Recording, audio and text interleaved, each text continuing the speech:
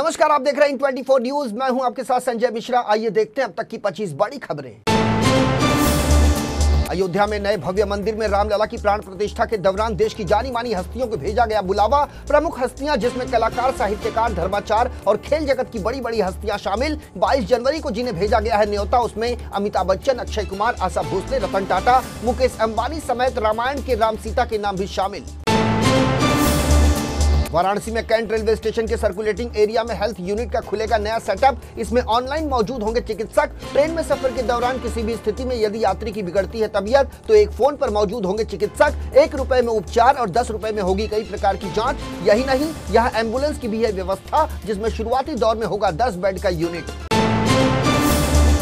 इसरो ने चंद्रयान 3 के propulsion module को चंद्रमा की कक्षा से पृथ्वी की कक्षा में सफलतापूर्वक कर दिया है स्थानांतरित। प्रधानमंत्री नरेंद्र मोदी ने बुधवार को इसे बताया भारत के भविष्य के अंतरिक्ष प्रयासों में शामिल एक मील का पत्थर। उन्होंने एक्स पर एक पोस्ट में लिखा, इसरो को बधाई, हमारे भविष्य के अंतरिक्ष प्रयासों में एक और मील का पत्थर हासिल किया गया, जिसमें 2040 तक चंद्रमा पर एक भारतीय को भेजने का हमारा लक्ष्य भी है शामिल।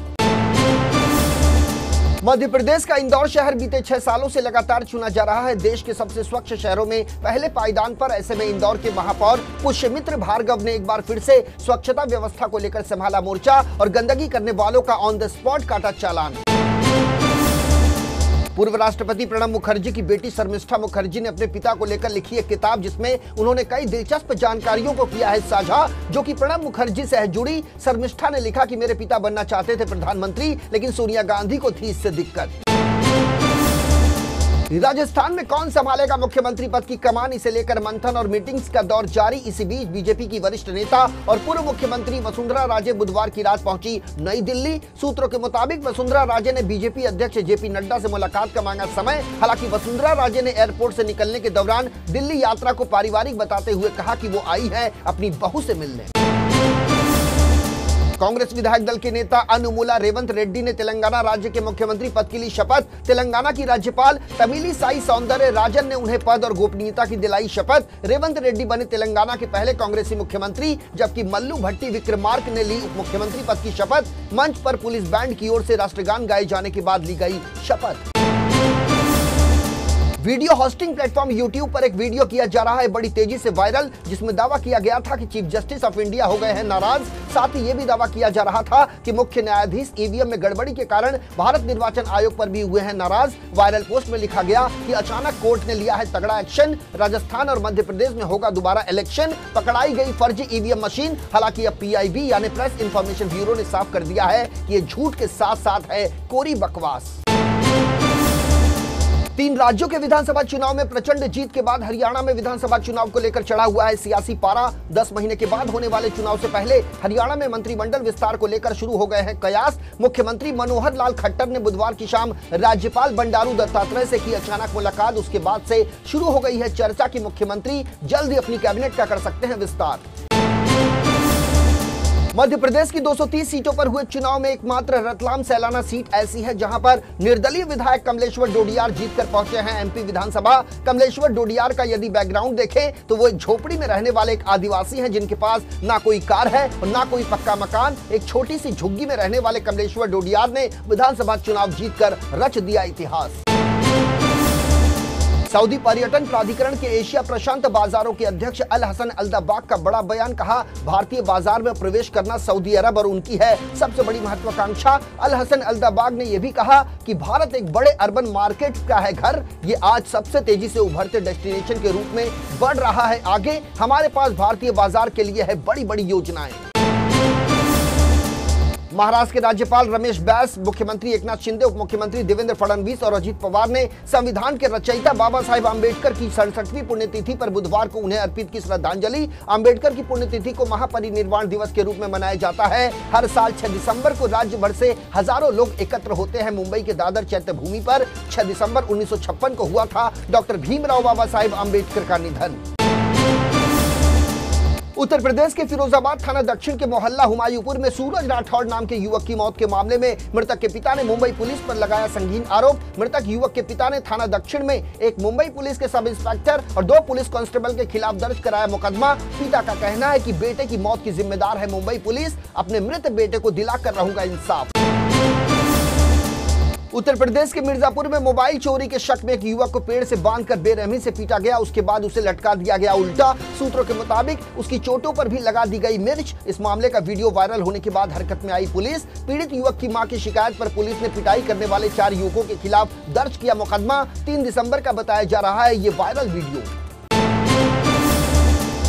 मुंबई के मुलुंड इलाके से सामने आई एक हैरान कर देने वाली घटना। यहां रहने वाली एक महिला को बीते 16 महीनों में 5 बार आ चुका है हार्ट अटैक। महिला को इनके चलते लगवाने पड़े 5 स्टेंट, 6 बार हो चुकी है एंजियोप्लास्टी और 1 बार की गई है बाईपास सर्जरी। महिला का कहना है कि वो ये जानना चाहती हैं कि आखिर उनके साथ बार बार ऐसा क्यों हो रहा।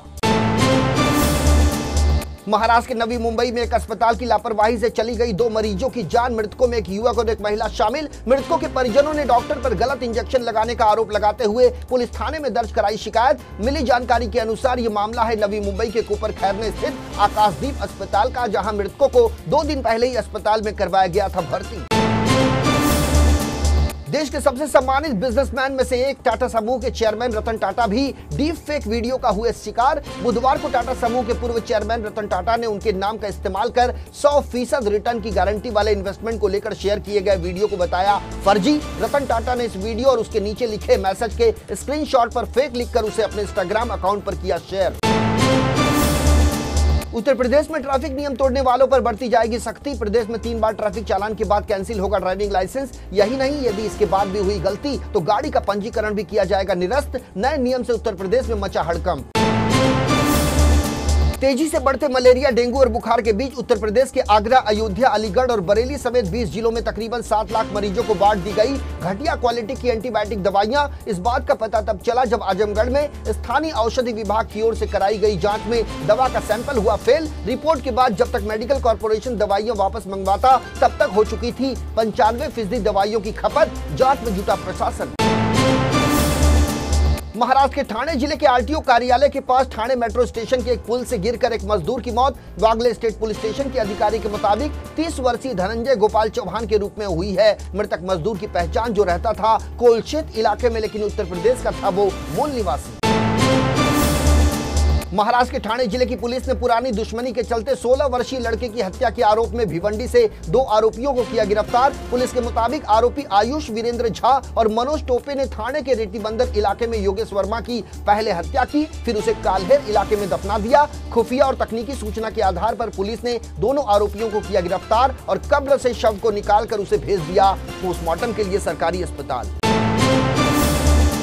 उद्धव बालासाहेब ठाकरे गुट के शिवसेना विधायक आदित्य ठाकरे की बढ़ सकती है मुश्किलें। दिशा सालियान की मौत मामले में राज्य सरकार की ओर से होने जा रही है आदित्य ठाकरे की एसआईटी जांच। दरअसल दिवंगत अभिनेता सुशांत सिंह राजपूत की मैनेजर दिशा सालियान की 8 जून 2020 को हुई थी संदिग्ध अवस्था में मौत।